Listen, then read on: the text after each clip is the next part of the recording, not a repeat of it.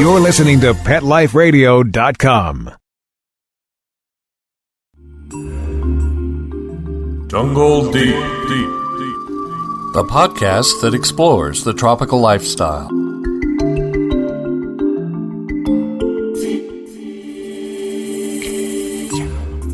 Hello, and welcome to the podcast Jungle Deep. This is your host, Dr. Jones. We are on safari, and I'm here with you to learn, to have fun, and to explore the jungle.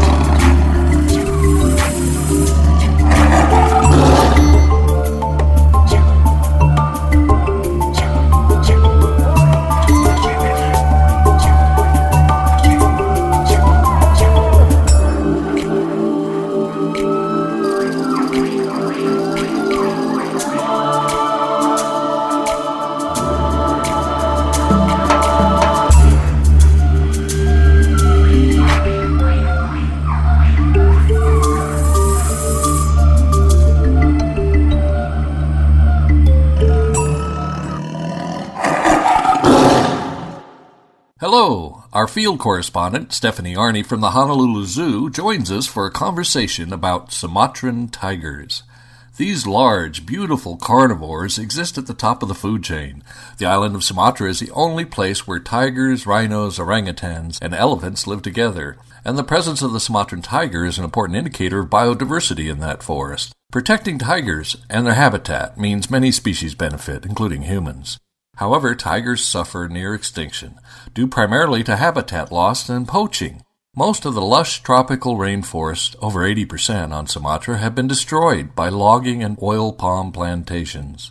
Further, despite efforts from conservation organizations, there is no evidence that poaching of tigers has declined in recent years, with 78% of tiger deaths attributed to poaching for trade.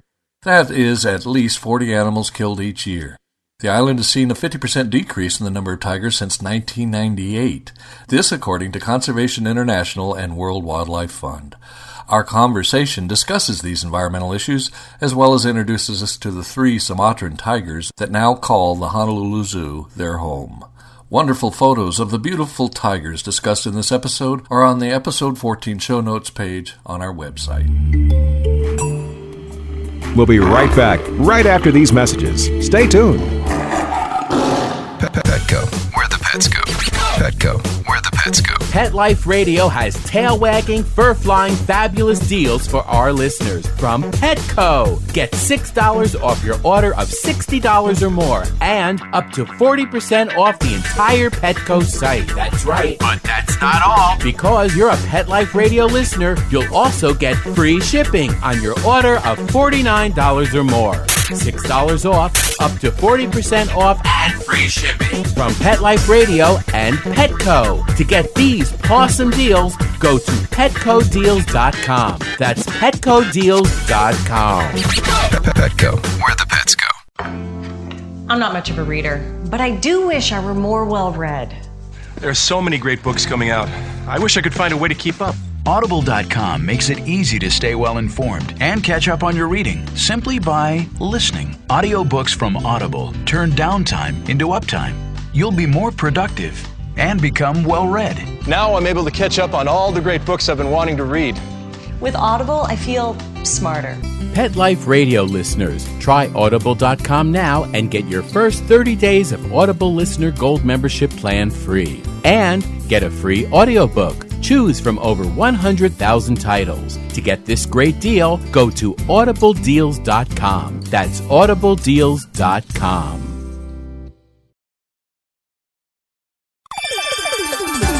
Let's Talk Pets on PetLifeRadio.com. Well, again, we get to talk to Stephanie Arne from the Honolulu Zoo. And Stephanie, say hello. Aloha, everyone. Hello, Stephanie. You're going to talk to us about Sumatran tigers today. Yes, sir. This is interesting. It feels to me kind of like a takeoff from what we talked about last time. We were talking about the orangutans on Borneo, and as many people will know, Sumatra and Borneo are both big islands in Malaysia and Indonesia area of the world. There's a lot of islands down there. Sumatra and Borneo, are they alike? Yeah. Do they have pretty much the same species, or are the species really different on those two islands? They do have similar species, but the subspecies are different. There are orangutans in both Sumatra and Borneo, but they are a bit different. There are rhinos in both, but they're a bit different. So there are some endemic species that means they're only found in that area.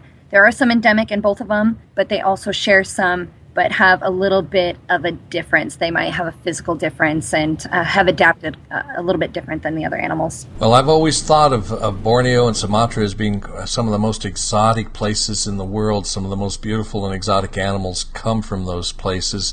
I guess because they're islands, they've been able to evolve into unique species cut off from the rest of the world. I think of Madagascar as being kind of a similar kind of situation, and I know a lot of wonderful and beautiful creatures come from Madagascar. And when you talk about wonderful and beautiful creatures, there's few animals on the planet that inspire awe like a tiger does. And I have been close to tigers. For 10 years, I worked for exotic animal specialists in the veterinary field. I got to be around a few tigers during those years, and they're just awesome creatures. It's hard to find the words to describe the feelings you get being close to an animal that beautiful and that big and powerful and potentially dangerous. I completely agree. The first time that I came across tigers, it was a 5-month-old cub. You know, you see videos and movies of the cubs and everybody goes, "Oh, that's so cute." And that was my attitude going behind the scenes when I was about to assist a vet on a physical. And I go back there and I'm like, "Oh, I'm going to see the cub. I'm going to see the cub." And then I turned around the corner and I looked at 3 beautiful cubs. And I was just about to go, "Oh, how cute." And then all 3 of them, threw their paws to the ground, opened up their mouth, got their eyes huge, and hissed at me. And I seriously almost fell over with fear. I could not believe that even a 5-month-old tiger could be that intimidating. I mean, it was lit, and it was even, I had barriers, and it was still really scary. Once we took out the tiger and did the physical, it took 3 of us to wear gloves that were up to our shoulders and hold that cub down so that it could look in the cub's eyes and nose, teeth, just, do an overall physical. 3 of us. And I think we were sore for 3 days afterwards. I couldn't believe that a 5-month cub was that strong. So, I mean, really, it is one of those creatures that you need to respect. Absolutely, and I got to tell very quickly a story. While I was working for these exotic animal specialists that were taking care of animals at numerous parks here mostly in the western United States, we had a facility. I in fact, was the night attendant there, so I lived there, and I was the one that got to do some treatments in the middle of the night. And there we had a kennelman, someone who took care of the dog and cat kennels, because there were domestic animals at this hospital as well. It's a beautiful facility. But had both exotics and dogs and cats. Anyway, this kennelman, I got to tell you, this poor guy came into work one morning. If you can imagine this, they usually come to work at 4 or 5 in the morning. He's by himself. He's ready to start to release the dogs into the runs. He steps outside the door, and the runs are right outside the door. And these runs are big, enclosed, fenced structures. He steps out the door, and no one had told him that they'd put a tiger out there the night before. There was a 600-pound tiger sitting in that run, and he leaped at the fence when this guy came through the door, and so this animal's had to be roaring and had his paws up on this fencing just a couple of feet from this poor guy's face when he came through, all alone in the quiet morning, expecting to just do his job, right? I don't know how he did not die from fright. When I heard this story, I think I would have just given up and died right there. That would be the scariest thing, the biggest shock of a lifetime. Anyway, so these tigers are amazing. And is there anything about the Sumatran tigers? Can you tell by looking at them? I understand their striping's a little more bold or something. Have you noticed a difference? Actually, what a lot of people might not realize is that there is 6 different species of tigers in the world. Sumatran are the smallest of the species. They live in very dense rainforest. The female about 310 pounds. And that's your biggest indicator of being able to tell the difference between, let's say, a Sumatran against an Amur tiger, formerly known as the Siberian tiger. That tiger is the 660-pound biggie. Also, a really good way of telling the difference between tigers is specifically with the Sumatran, their stripes are a bit thicker. So they have a shorter coat because they live in a hot climate, thicker stripes, and they also have a bit of a mane, a tiny mane around their neck, similar to like how lions have a mane. That's how I can tell the difference between Sumatran and all the other tigers. How are they doing? They're struggling big time. So all the tigers are really struggling right now because of poaching and deforestation, having a loss of food. All these things are very critical right now. People have come in and we are completely destroying their rainforest to grow palm oil plantations, which of course we spoke about with the orangutan podcast. But the palm oil plantations are huge, as well as paper and timber are major contributors to the deforestation as well. I actually just read that from even just 1985 to 1997, that 25,868 square miles was lost in Sumatra. That's larger than West Virginia. So deforestation is major. Say that number again. That's 25,868 square miles. So almost 26,000 square miles of pristine rainforest has been converted to plantations? Yes, sir. That's twice the number that I last read. I can't even keep up with the numbers I'm reading in articles. It just, the growth of the conversion of the rainforest is just astounding, especially in that part of the world. I understand that basically Sumatra and Borneo both are just like, it's a wholesale land rush to plant up everything, to cut down all the rainforests. And I've seen a map just recently, maps of how much rainforest coverage there was back in 1970, which was about the time I was getting out of high school. And those islands were almost completely covered in tropical rainforest. And then you look at the maps of what's left today, and it's like just a few little spots on those big islands where there's rainforest remaining. Most of those islands have lost their rainforest, lost it to timber and to plantations.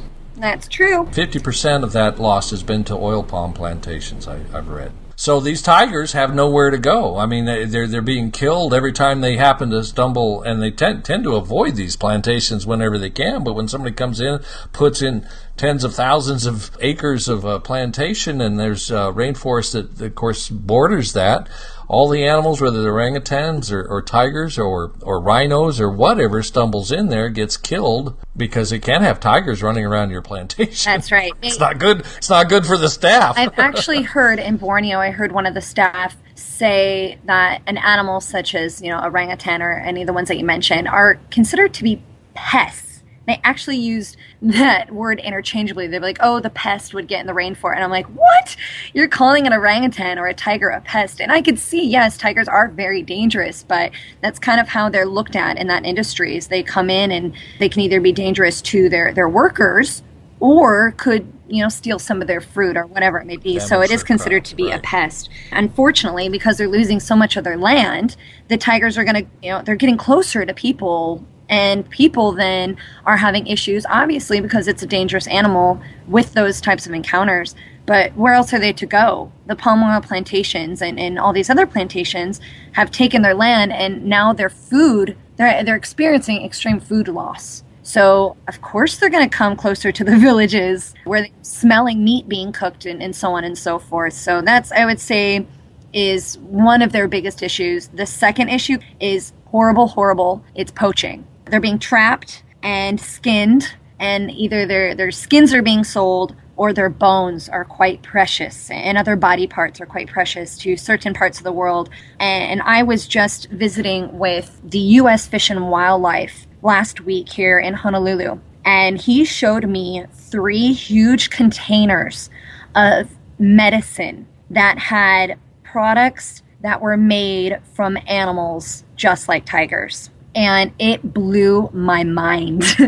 And I couldn't believe every single box I opened up. It literally said in the ingredients list, this type of palm, tiger whiskers, or tiger bone. I was really, really surprised at how large the medicine industry is, specifically Chinese medicine, for utilizing tiger body parts. We've heard these stories, I think, before, but that demand is still there, and there are markets in place supplying these animal parts from these very valuable, very rare, exotic animals. They're still poaching them, still killing them, and still distributing this stuff on these markets in places like China. In addition to the poaching, they have tiger farms. They call it tiger farming. There's actually a business in China that raises tigers just so they can chop them up and sell their parts. And that's just sickening.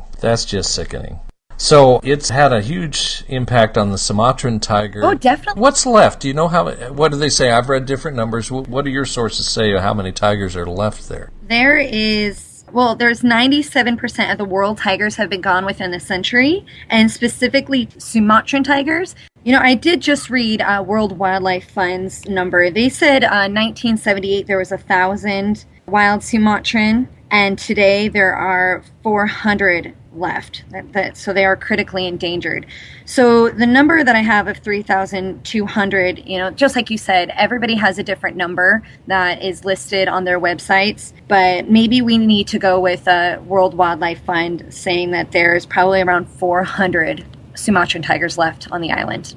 And that is insane. I have a couple different sources indicate anywhere from a few hundred to a few thousand. Could be. I'm looking at an article that came from Conservation International that's dated 2010. In December of 2010, an article they posted said a recent survey by the Wildlife Conservation Society has generated the highest resolution map ever produced of the Sumatran tiger distribution on the Indonesian island. They go on to say that the Sumatran tigers are doing better than expected for now.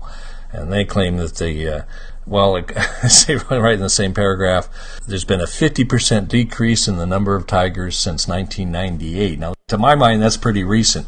There's been a 50% decrease in the number of tigers in just, the last 14 years or so. And they say with about 3,500 remaining in the wild, which is quite a bit higher number. But any way you look at it, that's not very many animals left, and we know the trajectory of this destruction is aimed for the cliff. I mean, there's just, you can't take away all their forest and expect the tigers to remain. And that's essentially what's happening in Sumatra.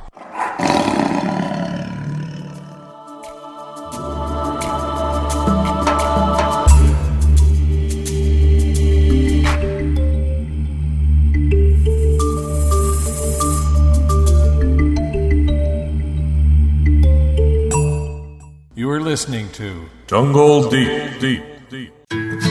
Every pet is unique. Maybe they're gray in the muzzle, yet young at heart. Maybe they're growing out of the puppy stage and into their paws and ears. Or maybe they're just trying to maintain a more girlish figure. At PetSmart, we have the right food for your pet at a great value for you. PetSmart. Be better together. Go to PetSmartDeal.com and save up to 30% on pawsome gifts for the pets and pet people in your life. Toys, collars, leashes, PetSmart gift cards, treats, and more. Go to PetSmartDeal.com today. PetSmartDeal.com. The beautiful Honolulu Zoo welcomes you in the spirit of aloha to come and explore their tropical paradise filled with exotic animals. Much more than a typical zoo experience, the Honolulu Zoo offers many specialized programs for the entire family. Look into their vacation adventures, Kiki's Night Out, stargazing at the zoo, twilight tours, and snooze in the zoo overnight adventures. All of this and more is available through the zoo's website. Visit honoluluzoo.org for all the information. That's HONOLULUZOO.org, and when you visit, thank them for sponsoring the Jungle Deep podcast. Hello, this is Dr. Jones. I believe the better you get to know the jungle's wonderful creatures, the more you will care about them. And as you care about them, you'll want to join with me in efforts to protect them and save them from extinction. I want to draw your attention to the Jungle Deep website and the ways I am promoting tropical rainforest education and conservation. In addition to the awesome expert guests and regular reports from our wonderful field correspondents on the podcast, I am building a website with resources to help everyone, especially students, find helpful and motivating information. One example is the new Wildlife Theater, which will contain a collection of photos and videos of exotic animals from the jungles around the world. Top-notch zoos and other conservation groups are contributing content to the Jungle Deep Wildlife Theater. You will find the Jungle Deep website by going to www.jungledeep.com. It couldn't be easier. Check the Jungle Deep website often, because it is growing every week.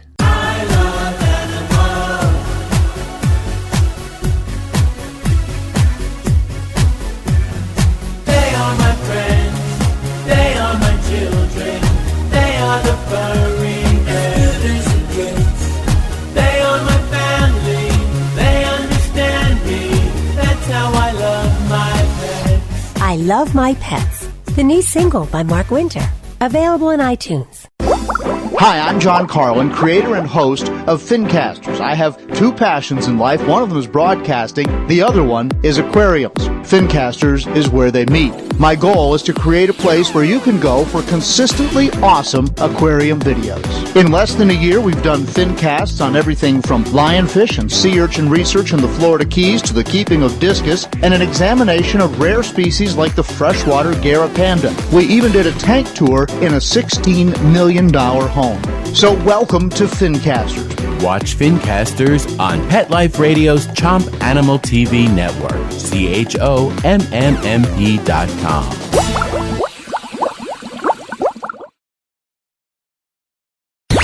Let's talk pets. Let's talk pets On Pet Life Radio. Pet Life Radio. PetLifeRadio.com. Now, more of Jungle Deep.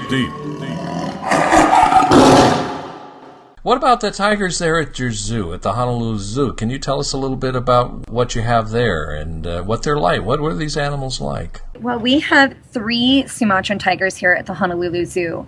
We have Jalita, Chrissy, and Barani. Chrissy and Barani are on a permanent loan to us to do one major thing, and that is to reproduce. What the Honolulu Zoo does for the tiger population is they help out the Species Survival Plan, also called the SSP in the zoo world, and it is a lot like Match.com for animals. What we do is we have this massive system where people can look at every animal, and people in our field can look at every animal and see where they've been, what their family tree is, and find a perfect match for these animals so that they can have a very healthy generation after them. So it was matched in the past that Barani and Chrissy would be a fantastic couple together, and they have been. They have had 2 litters since they've been here at the Honolulu Zoo. Last of the 3 cubs that they just had a few years back was just traded to another zoo in France. It is a very effective program, one of the main reasons why zoos exist. So we're very proud that we are a big contributor to helping to increase tiger populations. Is that the normal litter size for these tigers, is 3 cubs? Typically, yep. Typically you see 3 with tigers. With our tigers at the zoo, we have 2 really awesome exhibits for them. We have a very beautiful natural setting where we can allow them to use all their natural behaviors, such as climbing and jumping and swimming, being that they are one of the cats that do like to swim. They even have webbing in between their paws so that they can swim. And it's Really? awesome when they jump in there. I didn't know that. Sometimes we'll throw a boomer ball, like a big, thick plastic ball that they can jump in the water with. And it's so fun to watch it bounce around, and they stick out their huge claws and they bite it down with their massive teeth. With us, it would take like a hammer and a nail to make a dent in this boomer ball, and their claws and teeth just bite through it like butter. I'm not surprised. I would think it'd be pretty hard to come up with something that they couldn't puncture. And we do. We try. We do like to do things for enrichment. Remember, we spoke about enrichment earlier. These are items, natural or unnatural, that are put into their exhibit to enrich their lives. So stimulate their natural behaviors.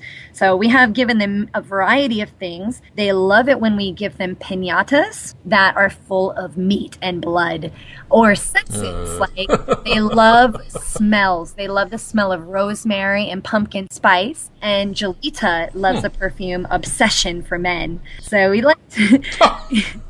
We like to... Now, there's got to be a story behind that one. How you found that out. We test out different perfumes and smells all the time, like catnips and rosemary, like I said before. Oh, sure. You just put them on a leash, take them down to the mall, and walk them through the place and say, okay, pick your perfume. They smell them, and then they take the coffee beans to get a refresher, and then they smell a new one, and they're like, Obsession, this is the one I want. This is the one. Okay, now we know what attracts tigers. You might not want to wear that if you happen to be visiting in Sumatra. Yeah, maybe do not wear Obsession for men or pumpkin spice. They might be fans of that. Well, that's fascinating. What other quirky things can you tell us about their personalities? Now, are these what we got? Two, obviously a pair, a male and a female, and then an extra. We have two females and one male. And our breeding pair, like I said, is Barani and Chrissy. And then our older female is Jolita. And Jolita and Barani are actually really good friends. Typically, tigers are solitary. But here at the zoo, we have found that they've come to be quite nice companions for each other. So every once in a while, we do put them in the exhibit together to mix up their days. But we usually don't put Barani and Chrissy together unless it's breeding time, because they're very good at what they do. So we have to make sure that we plan that out. I see. So you actually have to have 3 separate enclosures for these 3 separate big cats? We have 2. So we have 2 very large enclosures and then a large enclosure in the back. So if we ever need to move them out of the exhibits to clean or to hang up a piñata or to hide food in their exhibit, then we can always move them around safely. Now, I know you have a policy of not having human contact right up with these animals. How do you get them to leave if you want them to go from one enclosure to another? How do you do that? Well, Ken, I'm very motivated by chocolate cake. Our tigers are very motivated by meat. So it's pretty easy to get them to move. If we need them to go into an exhibit, we put a big chunk of meat. So just saying pretty please isn't enough. You got to have a nice steak. Exactly. And what's funny is that we were saying earlier that tigers are actually very intimidating, and they are. And the keepers sometimes get quite used to them and build somewhat of a relationship with them. But even when I ask one of our head tiger keepers, Kristen, how is your relationship with them? She'll still say, I respect them very much. We would never go in the enclosure with them. Obviously, they're not allowed to anyway, because she knows that is still a wild animal. And even though you might walk up and they might come up and start chuffing and rub their faces up against the fence and, kind of like, I guess maybe our way of thinking they're saying hello, still, that is a wild animal, and you do not want to mess with that animal at all. Yeah, they have a capacity to change moods so quickly that you just don't want to be next to them when that happens. Something we do find really cute is Barani. We tend to think that he's a bit more of the pussycat of the group. Every once in a while, our enrichment coordinator will put a piñata in the exhibit and stuff it with meat. And he's always a bit hesitant, stalking it slowly, coming up to it, going, what is that?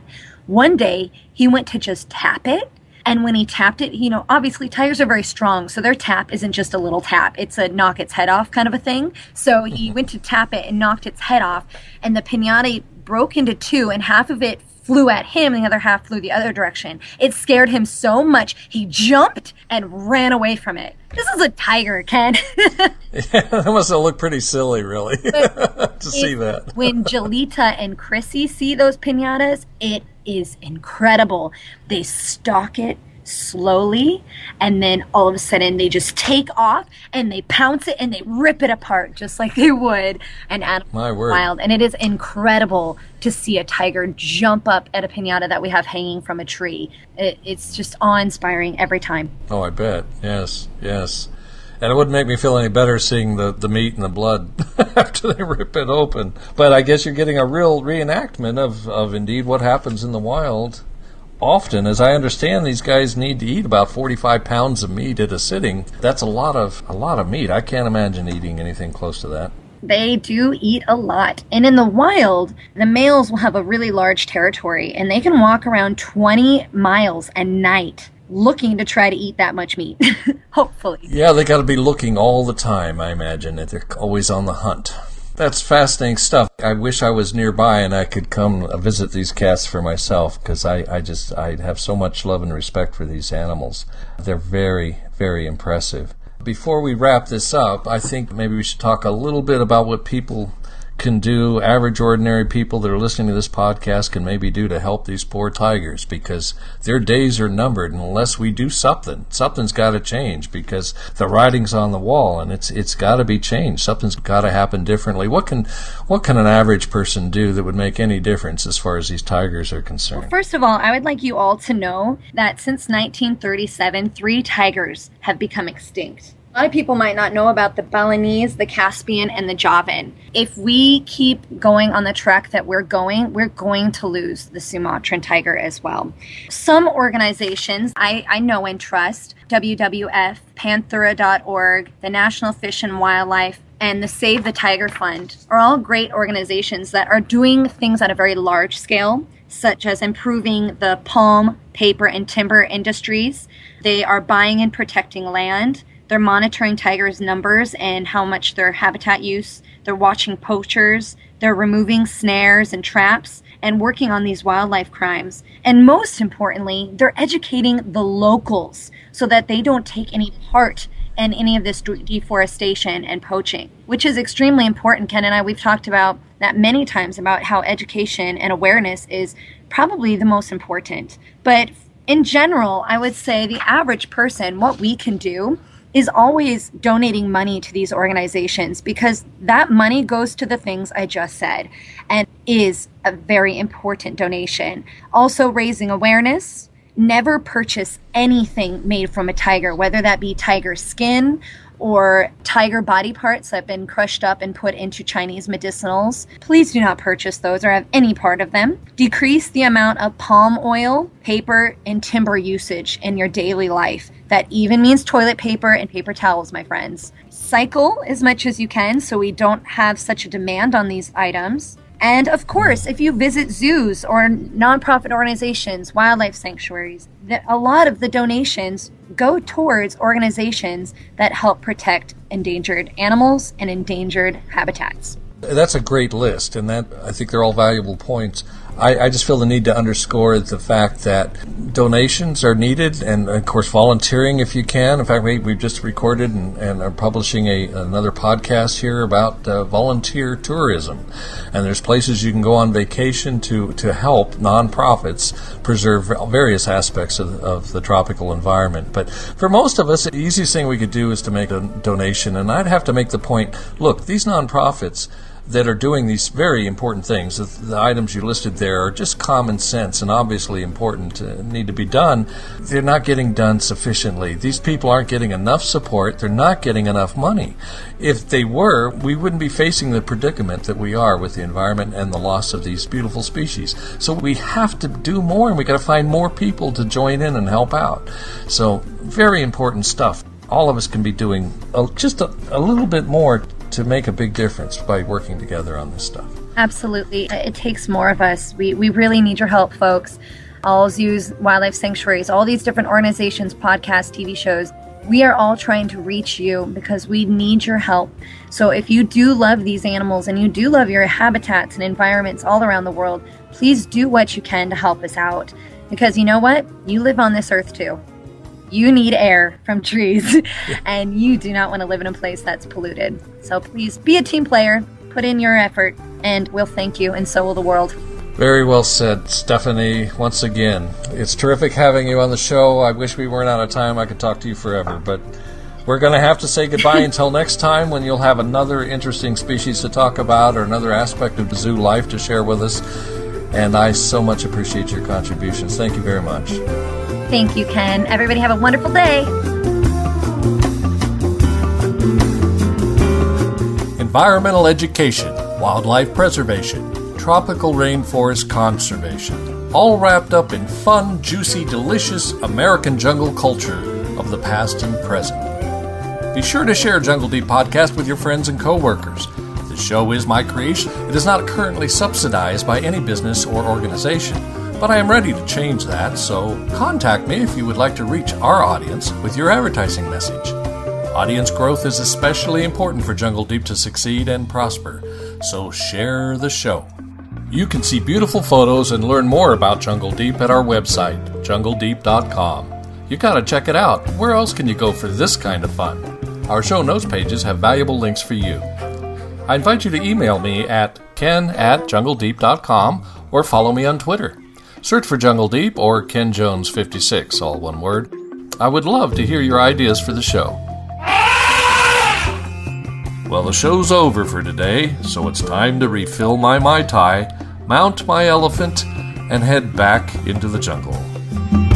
Let's Talk Pets, every week on demand, only on PetLifeRadio.com.